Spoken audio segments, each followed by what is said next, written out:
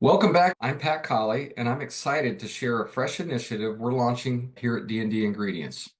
Each month, we'll bring an educational webinar on this platform, spotlighting timely industry topics and featuring one of our valued partner products. Make sure to visit the D&D website regularly to explore these new learning opportunities. Well, hello everyone. I'm Sam Mosley with Diamond V. I've been with Diamond V for about 12 years now, based out of Columbus, Ohio, and I'm part of our dairy field technical service team. And today we're going to talk a little bit about mitigating heat stress and the impact and how that impacts um, the viability and the profitability of our dairies. So we're going to jump right into it this morning. Um, so as we look at EPA data, the frequency of heat waves is increasing, the duration of heat waves is increasing, and the season of heat waves is increasing. And we can argue the reasons behind that, but I believe the evidence is pretty clear that the impact of heat stress, particularly on our dairy cows, is growing and continuing, along with the production levels of our herd increasing.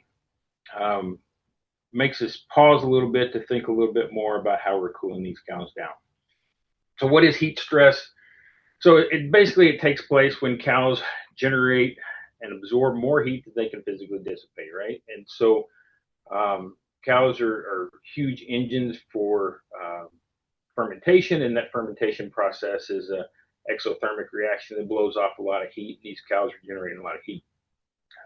That while they're interacting with their environment, so as their environment is hotter, whether it's solar radiation or just heat in general, they're picking it up, and the ability or the lack of the ability to dissipate that fast enough is causing our heat stress like we see over on the right hand side. And this has a significant productive impact. So cows are interacting with their environments. Cows can dissipate heat through evaporation, conduction, radiation, and convection as their primary mechanisms. The primary of those being evaporative cooling through panting and sweating, but these are not great mechanisms for getting rid of heat. And so we need to help them along, and that's where the convection comes in our cooling systems to help speed up this evaporative process and increase the convection process through our fans and soakers.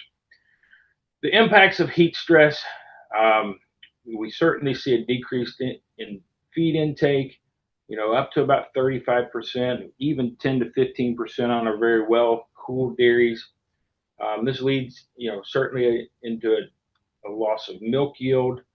In severe situations, this can be up to 50% of milk production. We see some milk fat depression, increased risk of ruminant acidosis, and this is partly due to that panting effect and the respiration effect as they're blowing off a lot of carbon dioxide. This is buffer capacity. It can lead to some rumen upset and rumen acidosis. Because they're not eating enough, we see a decrease in body conditioning because we're still milking at a higher level than we can support.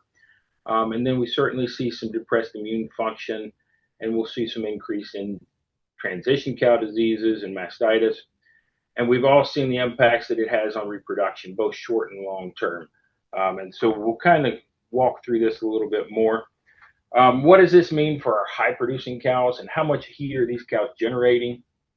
A cow making 41 pounds of milk is producing about 27% more heat compared to its non-lactating counterpart. If we jump up to 70 pounds, this is almost 50% more heat generated than a dry cow counterpart.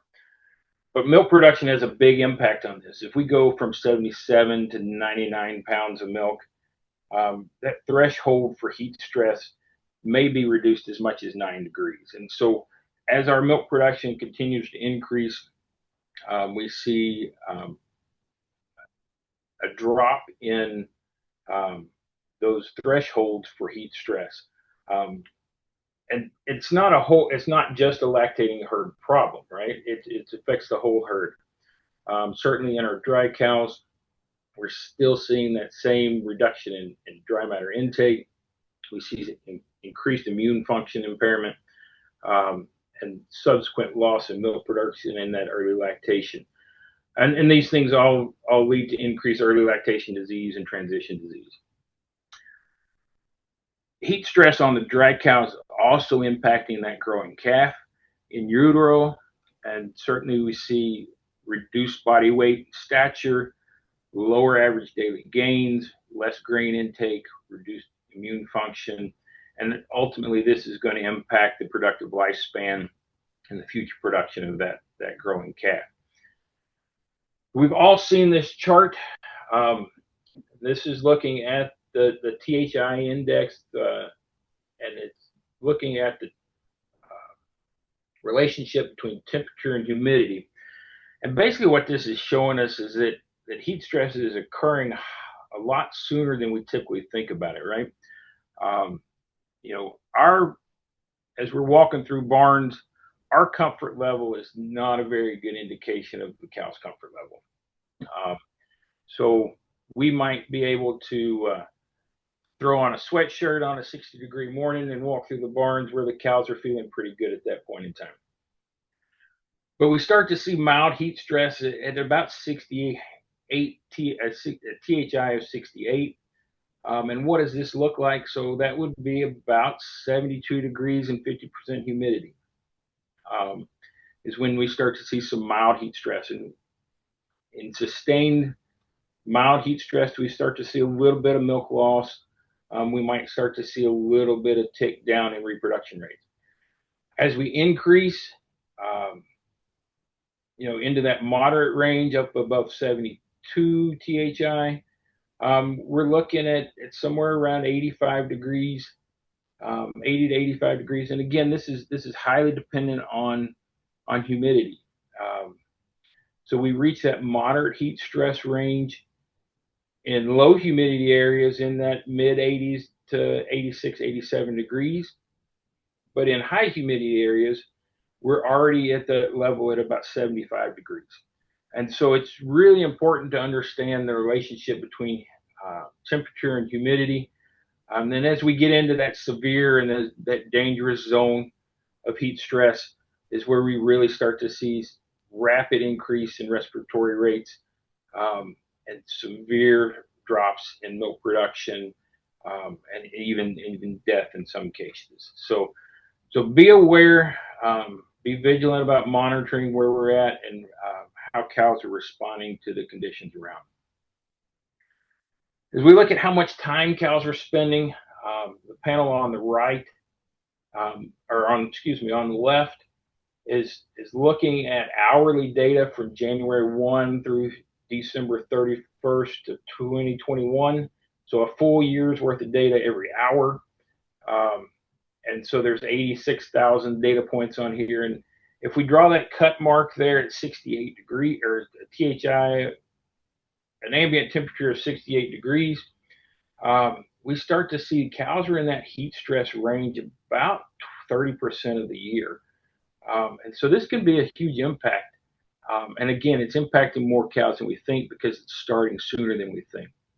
If we look at a couple of different locations across the Midwest, Sioux Falls, Rochester, and Madison, Wisconsin, the percent of total hours in that heat stress range is pushing up close to 20% in some cases. And so, again, it's being vigilant and watching, how quickly we're getting into that heat stress period and what impacts that's having on our cows. So we've talked about what it happens to the cows. What it does to the pocketbook is also important as well. So, every year it's estimated that about $1.5 billion is lost in milk production alone in the United States, due to heat stress. And this does not include reproductive performance or morbidity and mortality. If you look at some work out of Florida, cooling the dry cow can be very important. Half of that loss can be attributed to what's going on in the dry cows. So an uncooled dry cow can see a decrease in milk production of about 10 pounds per cow per day in that next lactation.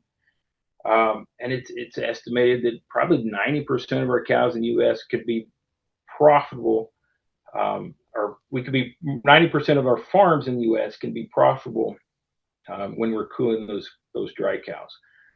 And it doesn't impact. I mean, that number is just looking at milk production alone. It's not taking into account the impact on that growing calf in utero and what those heifers do in subsequent lactations.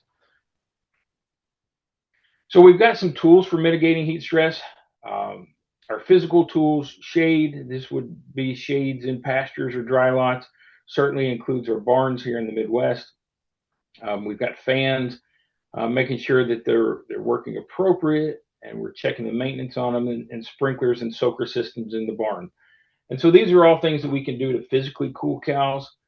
And this is probably our biggest asset when we look to cooling cows throughout the summer, is to make sure that these setups are working appropriately and functioning, and that we're getting the biggest bang for our buck out of the systems that we've already invested in.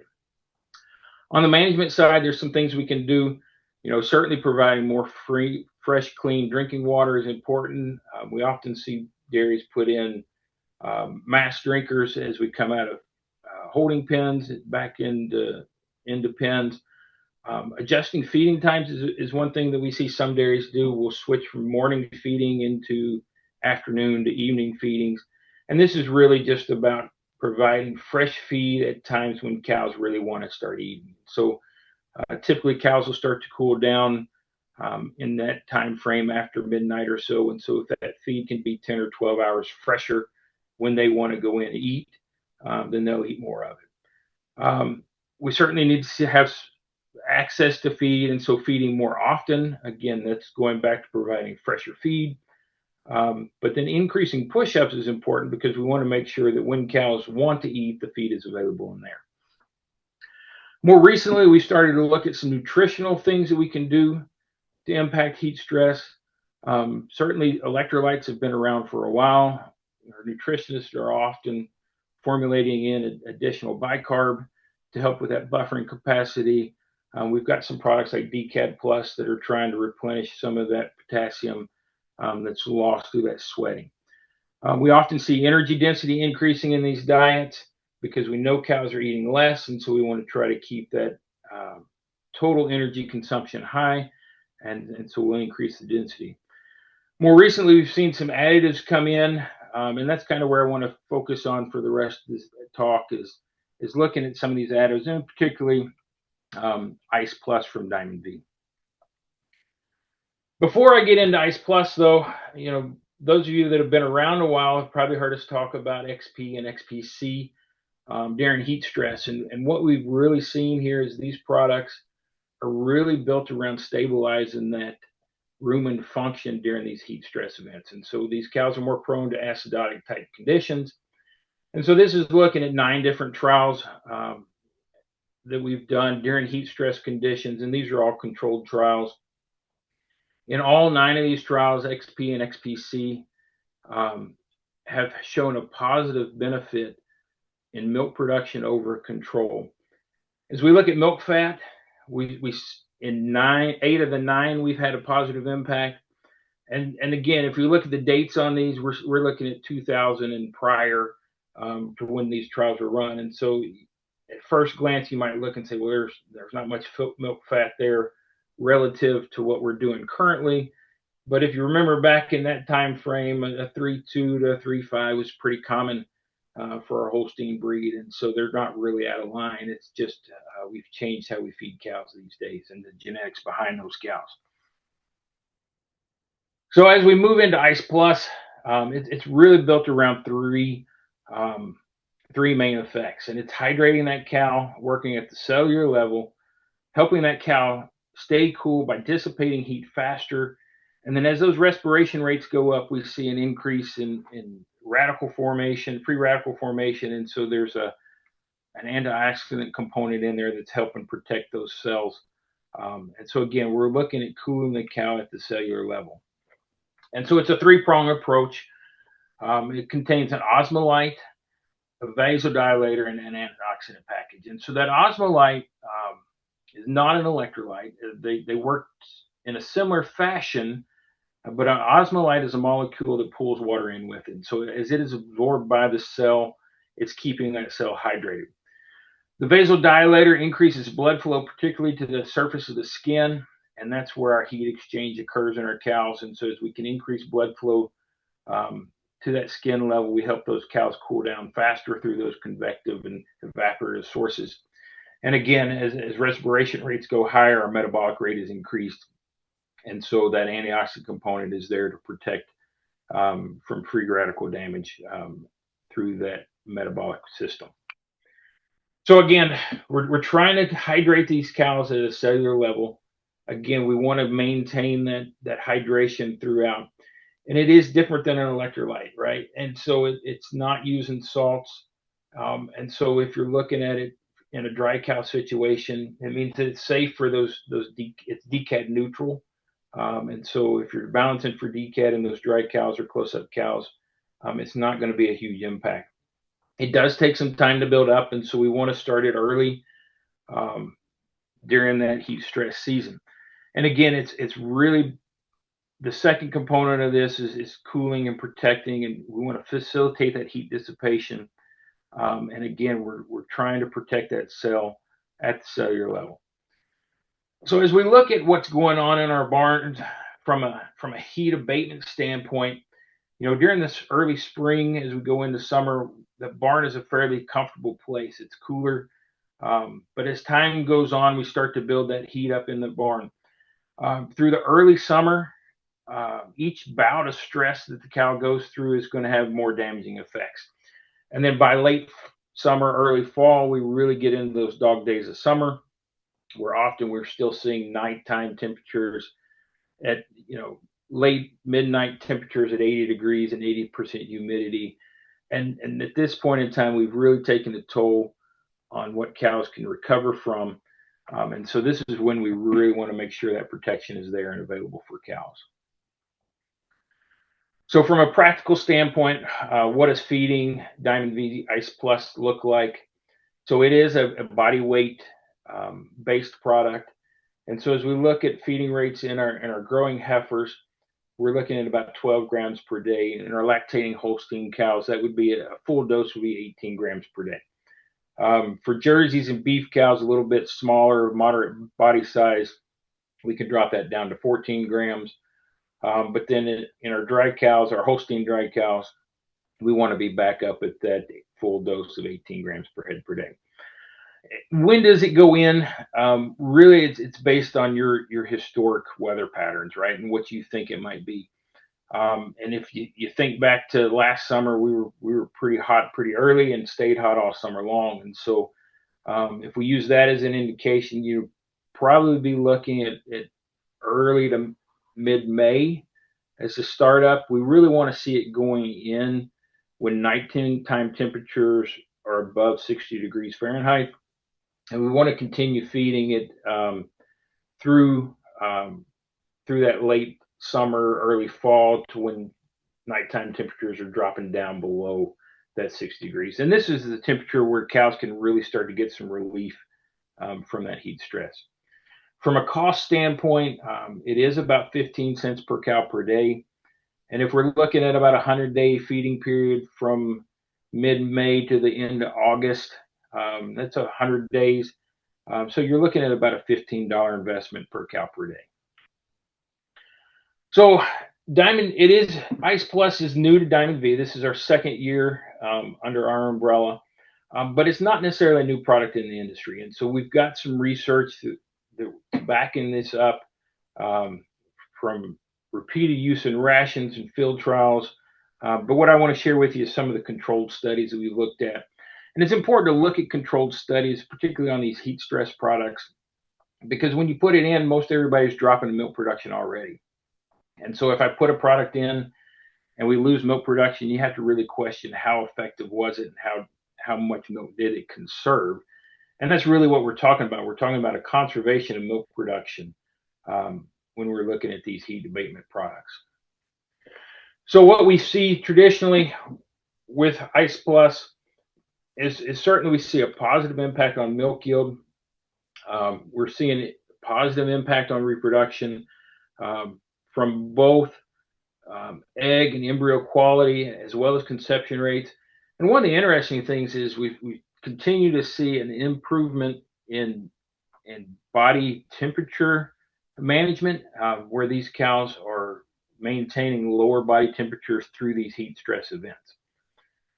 And so if we look at the milk production side first, on average, we're looking at about 2.5 pounds of milk production conserved per day. But it does vary based on what kind of facilities we're working in. And we've seen responses as much as 5 pounds. And so in this graph on the right, we've got two trials, an Indiana trial and a Mexico trial. The Indiana trial is a well-ventilated, well-managed dairy. The Mexico trial is a dry lot dairy in the Baja Peninsula, and it's a dairy that's traditionally had struggles through heat stress periods in lost milk production. So in the Indiana trial, we see about a 2 pound improvement through heat stress. In that higher challenge area, in that Mexico trial, that response is up to 5 pounds. And so it really does depend on what kind of facilities we're working with. So we'll dig a little deeper into these trials. Looking at these Indiana results. So on the left-hand side, I've got average daily THI.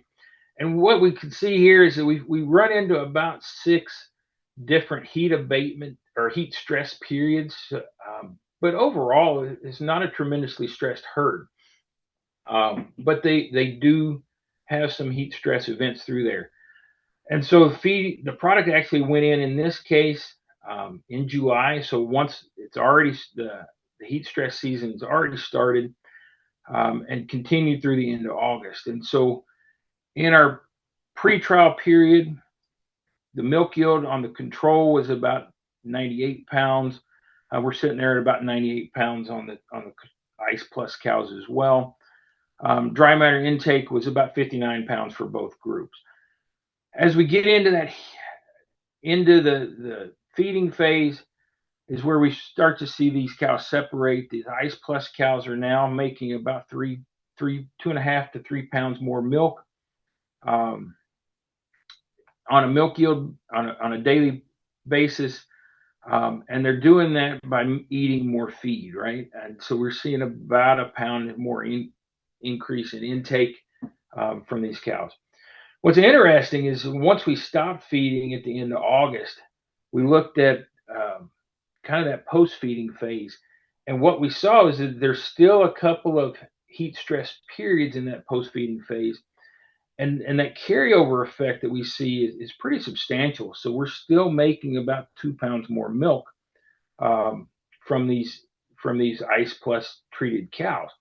And what I think this is from is that they've been able to manage and been able to weather these heat stress bouts more effectively. And so they're not as beat down by the end of the summer. And if you look at the dry matter intake, we really start to see some separation there. It's about 3 pounds of intake. And so what this is telling me is that once it does cool off, these cows that have had less heat stress throughout the summer are really going to aggressively take off in cooler temperatures. As we look at the Mexico results, it's a different story, right? If we look at THI over on the left-hand side, these cows are sitting there at about a THI of 75 the whole time and higher, right? And so these are substantially stressed cows, and the impact is quite a bit greater when we look at milk production. So in our pre-test phase, pretty similar milk production, right? It's both sitting there at about 91 pounds. But as we get into that test phase, so that feeding phase, those ice plus cows really start to separate. And this is where we see that 5 pound increase in milk production. It's because these cows are under so much stress that any heat abatement that we can add to them is going to improve them quicker. One thing that we did see in this Mexico trial is we actually put in some thermocrons on vaginal seeders, and looked at body temperature over a 5-day span through those high heat stress phases. And what we see is that these cows were on Ice Plus were maintaining lower body temperatures, and it averaged about zero point 0.4 to 4 degrees. And you say zero point 0.4 degrees, boy, that's not a lot. But if you ask somebody what's human body temperature, most people are going to tell you it's 98.6, right? They're not going to say it's about 98 or almost 99. It's 98.6, and we know that's there's a biological average around that, but it's body temperature is a highly regulated, controlled event in both humans and cattle, and so that zero point 0.4 really does start to have an impact on what's going on in the cow. So if we look at this body temperature data, so we've got average THI is pretty hot, right? So we're in that high 70, low 80 range for those THIs, both in the shade and the sun. And so it's a pretty stressed period. And we look at average vaginal temperature. These are hot cows. Average temperatures are well above that 103 range in most cases. One thing to look at though is we come over here on the right hand side, we've got time and heat stress. And so this is time above 102.2. And that 102.2 is where we start to see some dramatic impacts on reproductive function. And so what we see is these cows on Ice Plus are actually spending about 6% less time in that high and above 102.2. And so that vasodilator component of heat stress, and that is really having an important function in maintaining low body temperatures in this case. So what does lowering that body temperature mean for us? This is where it really starts to impact reproductive health. And so we'll start over on the right-hand side. And these are looking at two different studies where we've looked at superovulating cows and either collecting eggs or embryos and looking at the quality of those oocytes or eggs or the quality of the embryos that have been formed. And so as we've looked at egg quality, we see a huge increase, 48 to almost 60% improved, or going from 48% viable to almost 60% viable oocytes when we do superovulation. When we do embryo collection on these animals, we're seeing a huge shift from degenerative embryos into excellent or number one quality embryos. And when the rubber meets the road, what does that look like on a reproductive and on a conception rate standpoint in live animals? And so over on the left-hand side, we've got a controlled trial out of Texas, where we're actually looking at first service conception rates. And the first thing you'll notice that this dairy is already struggling on conception overall. But in multiparous cows, we actually saw almost a 40% improvement in reproductive rate in first service pregnancy rates, going from 14 up to almost 21%. And so higher quality embryos and eggs are going to lead to more conceptions, particularly early on in lactation. I want to jump in a little deeper on this impact on the embryo quality. And so these are embryos collected. And so there's actually three components to this trial. There's control, the Diamond V Ice Plus, and then just an osmolite component of that. And so as we look at the control versus Ice Plus, we see a significant increase in the number of excellent or number one quality embryos. Looking at these red bars on the left-hand side, and a huge shift from degenerative embryos as we go from control to Ice Plus. If we look at just osmolite by itself, it has some positive benefits, right? So hydrating cells is going to help, and so there's a trend that we've got more excellent quality embryos when we look at Ice plus versus the osmolyte component alone. But there is a significant increase in degenerative embryos when we compare the osmolyte by itself to Diamond V, and so the Ice Plus package in whole. And so what we're seeing with Ice Plus is that there's a huge improvement in excellent quality embryos and a huge decrease in those degenerative or dying embryos. And we look to see why is that happening. We go back to this heat, this body temperature story, and so we look at the controls. During this period, these cows' body temperature was averaging up about 102.7. The Diamond V Ice Plus cows' body temperature average there right at about 102.2. And that 102.2 is one that is kind of what's been the new established goal, is where we start to see some significant impacts on oocyte and embryo quality. The osmolyte by itself certainly had a numeric reduction compared to the control, but we were still up above that 102.2 threshold, where we start to see some impacts. And so this is why we start to see more degenerative embryos with both the osmolyte and the control when compared to the Ice Plus fed cows.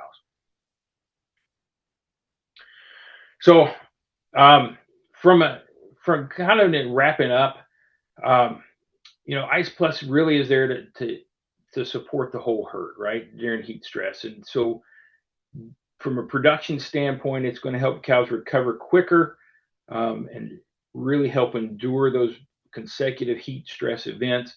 In some cases, we're seeing up to a 5-to-1 return on investment by reducing those production losses. And then once you start to incorporate reproductive losses there, it can get quite high.